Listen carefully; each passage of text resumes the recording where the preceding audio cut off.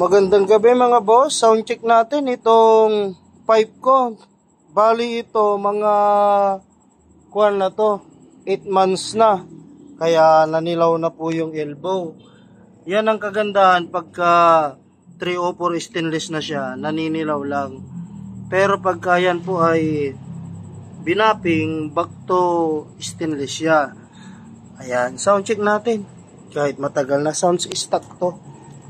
Sounds stock pipe para sa TMX Alpha 125. Ayan. Ayan. Ang dumi. Hindi ko kasi nagagamit mga boss, dahil yung L3 ang madalas kong gamitin ngayon pan-deliver. Ang nangyayari, yung mga motor natin ngayon ay pinagsusukatan na lang. Ito naman si Barako, ganun din, madungis din. Binaklas ko nung isang araw dahil yung nagsukat po tayo ng pipe. Sound check natin, pandarin ko. Grabe, anli ang alikabok, pero nandito sila sa silong. Ayan naman po yung sounds apido para dito sa ating Barako 2.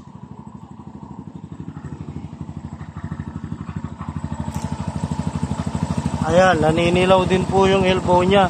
Normal lang po yan pagka stainless pipe yung gamit natin, at 304 na rin po yan. Kaya naninilaw pero hindi na kakalawangin o mabubulok.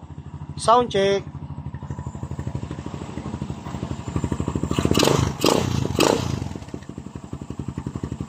Kaya po yung sound check natin sa apido.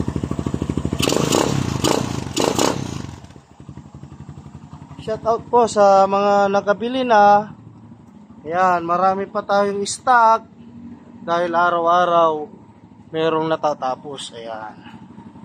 Sound check. Isa pa. Sarap pakinggan mga boss. Bali, ang ginawa ko po dyan, naka-open calves kasi ako. Ayan, 28mm yung calves ko. Naka-open calves po yan. Kaya kung mapapansin nyo, hindi siya pumuputok-putok kahit pigayin ko. Ayan.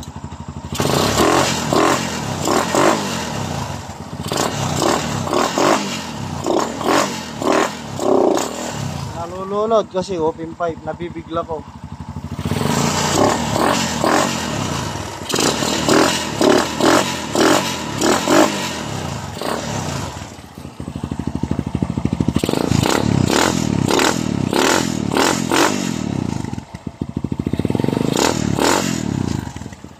Ayan yung sounds niya mga boss.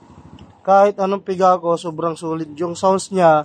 Ngayon, kung kayo po ay nagpalit ng stainless pipe at pumuputok-putok po siya pagkakuan, try nyo pairi yung calves. Titimplahin po yung hangin.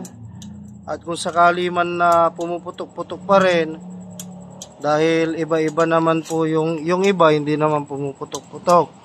Pero experience ko dito sa Barako, ganun din dito sa aking Barako, pag nung pinalitan ko siya ng pipe, kahit anong klaseng pipe ang ilagay ko, chicken pipe, stock pipe, apido, sa bandang dulo may konting backfire siya. Kaya ang ginawa ko, kinundim ko na to.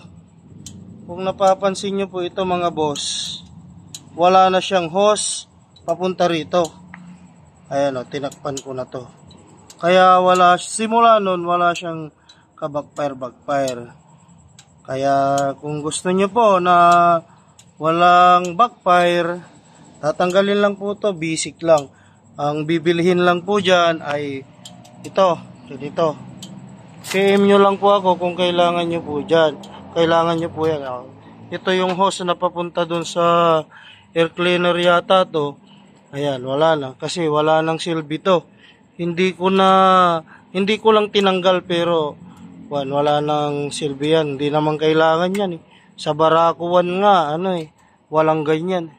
Ewan ko ba, ba't nilagyan sa Barako 2, yung ganyan. Diba? Yan lang po mga boss. Para may idea po kayo sa bago lang na wala pa hong masyadong alam sa Barako kung bakit mayroon pong backfire. Yan lang. Maraming salamat. Kunting kaalaman lang po. Ride safe.